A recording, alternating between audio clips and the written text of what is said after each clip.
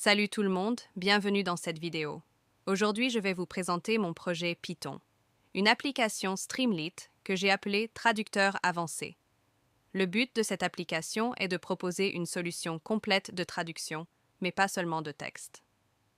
J'ai aussi intégré la traduction vocale, l'OCR, pour extraire du texte depuis des images, la traduction de documents PDF et Word, un assistant intelligent sous forme de chatbot, un historique des traductions, et enfin une fonctionnalité très utile, la possibilité d'écouter la traduction en audio. Dans cette vidéo, je vais expliquer tout le projet de manière claire et structurée.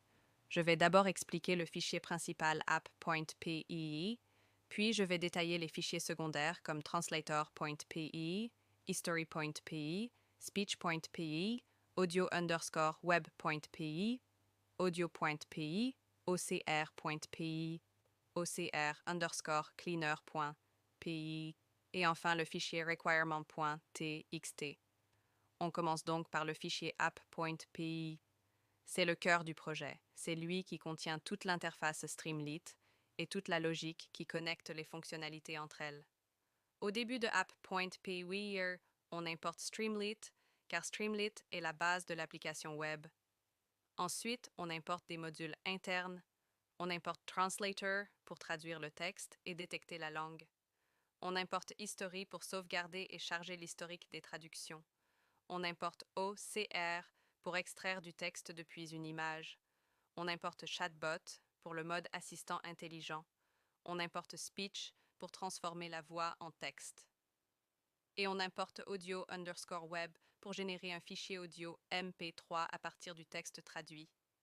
Ensuite, on importe aussi PIL Image pour gérer les images, PII PDF2 pour lire les fichiers, PDF, DOCX pour lire les documents Word, et DateTime pour gérer la date et l'heure, notamment pour nommer les fichiers téléchargés. Après les imports, app.py configure la page Streamlit. On utilise st.set-page-config pour définir le titre de la page, l'icône, la largeur de la page en mode wide et l'état de la sidebar. C'est une partie importante car elle donne tout de suite une apparence plus professionnelle au projet. Ensuite, app.pask contient un énorme bloc CSS personnalisé. Ce bloc CSS est un point très fort du projet. Il permet de donner à l'application un design moderne avec des polices professionnelles, des couleurs en dégradé, des animations, des effets hover et un style très propre. Le CSS améliore la sidebar, améliore les boutons, améliore les zones de texte et donne un style glassmorphisme à plusieurs composants. L'objectif est simple, rendre l'application agréable à utiliser et plus belle qu'une application Streamlit standard. Après ça, app.py affiche le titre principal Traducteur avancé avec un sous-titre. Le sous-titre résume l'idée. Traduction instantanée, multiformat, reconnaissance vocale et OCR. Ensuite, app.py définit un dictionnaire de langues. Chaque langue est affichée avec un drapeau et associée à un code langue standard. Par exemple, français correspond à FR, anglais correspond à EN, arabe correspond à AR, espagnol correspond à ES, et ainsi de suite. Ce dictionnaire est utilisé partout, dans la traduction texte, la traduction vocale, l'OCR et la traduction de documents. Ensuite, app.py construit la sidebar et affiche un menu de navigation. Ce menu est un select box qui permet de choisir le mode. Il y a 6 modes: traduction texte, traduction vocale, OCR image, traduction document, assistant de traduction et historique. Ensuite, app.py utilise une structure if et elif. Selon le mode sélectionné, il exécute le bloc correspondant. Cela permet d'avoir une application multipage, mais avec un seul fichier principal. Maintenant, on va détailler chaque mode. Le premier mode est la traduction texte. Dans ce mode, l'application affiche 2 colonnes. Dans la colonne de gauche, l'utilisateur choisit la langue source. Il peut soit choisir une langue manuellement, soit utiliser la détection automatique. Ensuite, il écrit ou colle un texte dans une zone de texte. Le code affiche aussi un compteur de caractères, ce qui est utile pour savoir la taille du texte. Dans la colonne de droite, l'utilisateur choisit la langue cible, puis clique sur le bouton Traduire. Quand l'utilisateur clique sur Traduire, le code vérifie d'abord si le texte est vide. Si le texte est vide, il affiche une erreur. Si le texte existe, le code lance un spinner de chargement pour montrer que la traduction est en cours. Si la langue source est en mode détection automatique, le code appelle la fonction detect-bass-language depuis translator.py. Cette fonction renvoie un code langue. Ensuite, app.py essaye de retrouver le nom de la langue dans le dictionnaire language et affiche un badge qui indique la langue détectée. Si la langue source est choisie manuellement, le code prend directement la langue sélectionnée. Ensuite, le code appelle translate-bass-text pour traduire le texte. Le résultat est affiché dans une zone de texte. Après ça, la traduction est sauvegardée dans l'historique. Pour cela, app.py appelle save_history du fichier history.py. Cela permet de conserver toutes les traductions. Ensuite, app.py affiche une section Écouter la traduction. Il appelle speak-basweb depuis audio-basweb.py. Cette fonction génère un fichier MP3 avec GTTS. Streamlit affiche ensuite un lecteur audio. Si l'audio n'est pas disponible pour une langue, le code affiche un warning. Enfin, dans ce mode, l'utilisateur peut télécharger la traduction. Le nom du fichier contient la date et l'heure. Cela permet de sauvegarder le résultat facilement. Le deuxième mode est la traduction vocale. Ici, l'utilisateur peut parler au microphone. L'application affiche aussi deux colonnes. À gauche, l'utilisateur choisit la langue parlée. Ensuite, il clique sur un bouton pour commencer l'enregistrement. Le code prépare un code de langue compatible avec la reconnaissance vocale. Par exemple, FR devient FR-FR, EN devient EN-US, AR devient AR-SA. Ensuite, app.py appelle voice-bass text depuis speech.py. Cette fonction ouvre le micro, ajuste le bruit ambiant, écoute l'utilisateur, puis envoie l'audio au service Google Speech Recognition. Le texte reconnu est stocké dans st.session-bass-state. Ensuite, l'utilisateur choisit la langue cible. Quand il clique sur Traduire, le texte reconnu est traduit, le résultat est affiché, et l'application essaye aussi de générer un audio pour écouter la traduction. Le troisième mode est OCR Image. Dans ce mode, l'utilisateur importe une image, par exemple une photo d'un texte, un document scanné ou une capture d'écran. Le code affiche l'image. Ensuite, l'utilisateur choisit la langue cible. Quand il clique sur Extraire et traduire, app.py appelle image-bass to-bass text depuis ocr.py. Cette fonction prépare l'image pour améliorer la reconnaissance. Elle convertit l'image en niveau de gris, augmente le contraste, applique un filtre Sharpen, puis appelle Pitesseract pour extraire le texte. Ensuite, le texte extrait est nettoyé avec clean-bas, OCR-bass. Texte depuis OCR-bass, cleaner.py. Ce nettoyage supprime les caractères bizarres, supprime les espaces multiples et corrige quelques erreurs fréquentes. Ensuite, app.py traduit ce texte, affiche la traduction, essaye de générer l'audio et propose un bouton pour télécharger le résultat. Le quatrième mode est la traduction de documents. Dans ce mode, l'utilisateur peut importer un fichier TXT, PDF ou DOCX. Le code lit le contenu selon le type. Pour un TXT, il lit directement le texte en UTF-8. Pour un PDF, il utilise PIPDF2 pour lire page par page et extraire le texte. Pour un DOCX, il utilise Python-DOCX pour récupérer les paragraphes.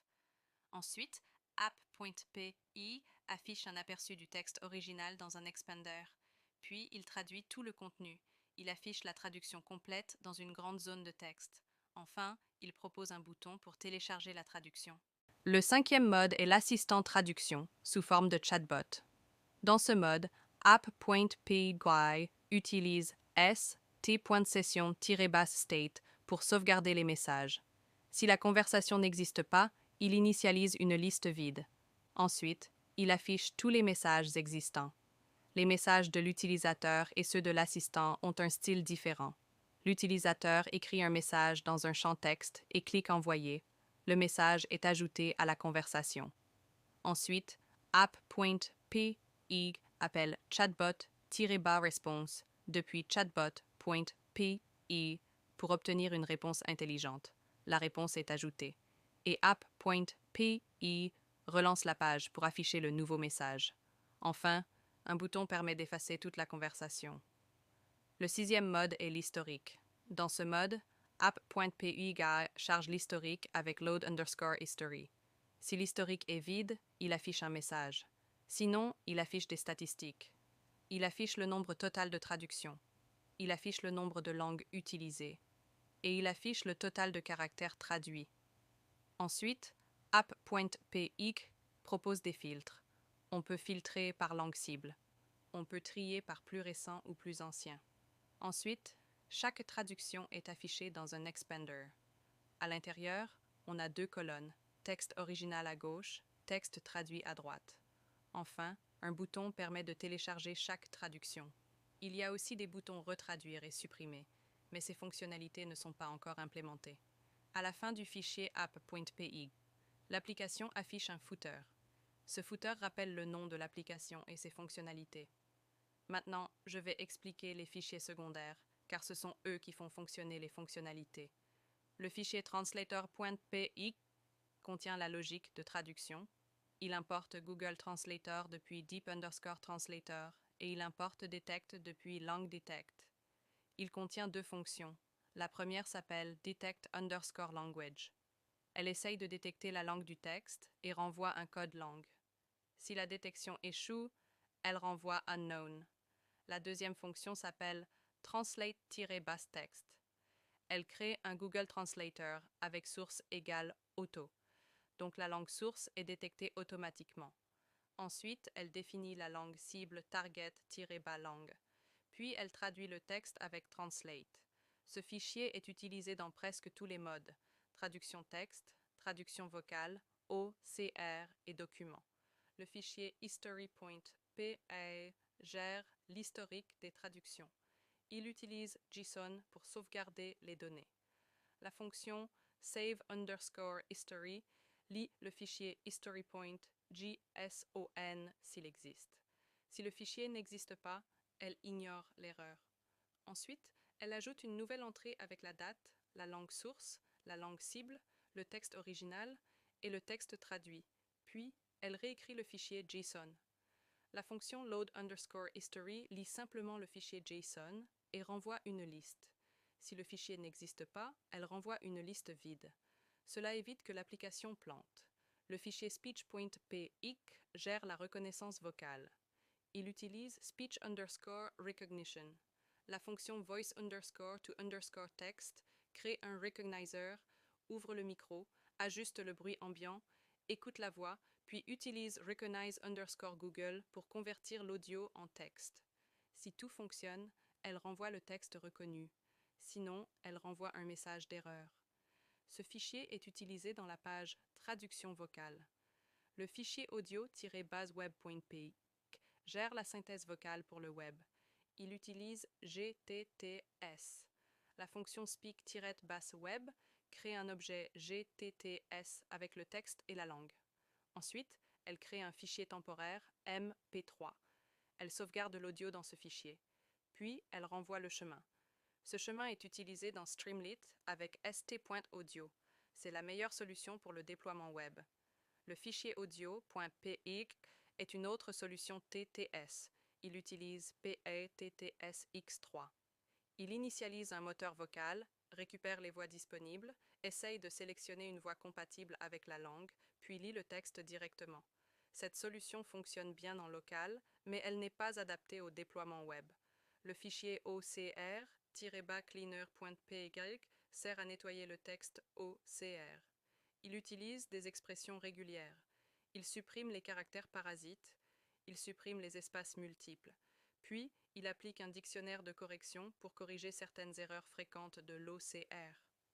Ensuite, il renvoie le texte final. Le fichier OCR.py gère l'OCR. Il utilise Pitesract et PIL. Il convertit l'image en niveau de gris, augmente le contraste, rend l'image plus nette, puis utilise pitesract.image-bus to tiredbase string pour extraire le texte. Ensuite, il nettoie le texte avec clean-ocr-bas text, puis il renvoie le texte final. Enfin, requirement.txt contient toutes les dépendances nécessaires au projet. Streamlit pour l'interface, Deep-Thread Translator pour la traduction, LangDetect pour la détection de langue, Speech Recognition et PyAudio pour la reconnaissance vocale, PyTestX3 et GTTS pour la synthèse vocale, PyTestRact, Pillow, OpenCV Python et NumPy pour l'OCR et le traitement d'images, et PI, PDF2 et Python DOCX pour lire les documents PDF et Word. Ce fichier est essentiel pour installer toutes les bibliothèques automatiquement lors du déploiement. Pour conclure, ce projet traducteur avancé combine plusieurs technologies dans une seule application Streamlit. Il propose une interface moderne, plusieurs modes, et des fonctionnalités avancées comme la voix, l'OCR, la traduction de documents, l'audio et un assistant intelligent. C'est un excellent projet pour montrer une application complète en Python, avec un vrai design et plusieurs modules. Merci d'avoir regardé cette vidéo. Si ça vous a aidé, n'oubliez pas de liker, commenter et vous abonner. Et si vous voulez une version encore plus améliorée, ou si vous voulez que je publie le code complet sur GitHub, dites-le en commentaire. À bientôt. Ayam.